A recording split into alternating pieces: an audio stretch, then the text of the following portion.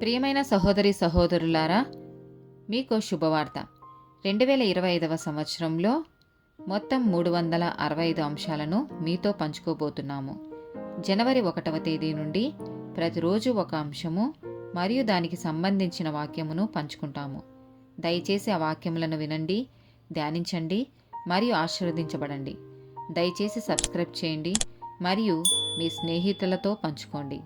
ధన్యవాదాలు.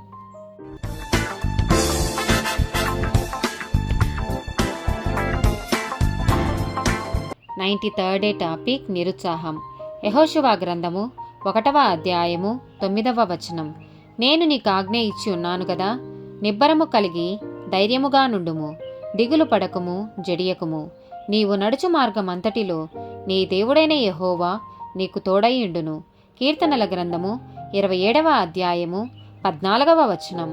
ధైర్యము తెచ్చుకొని నీ హృదయమును నిబ్బరముగా నుంచుకొనుము, యెహోవా కొరకు కనిపెట్టుకొనియుండుము. యోహాను సువార్త 14వ అధ్యాయము 1-27 వచనాలు. మీ హృదయమును కలవరపడనీయకుడి, దేవుని యందు విశ్వాసముంచుచున్నారు, నాయందును విశ్వాసముంచుడి. శాంతి మీకనుగ్రహించి వెళ్ళుచున్నాను, నా శాంతినే మీకనుగ్రహించుచున్నాను. లోకమిచ్చునట్టుగా నేను మీకు అనుగ్రహించుటలేదు. మీ హృదయమును కలవరపడనీయకుడి, వెరవనీయకుడి.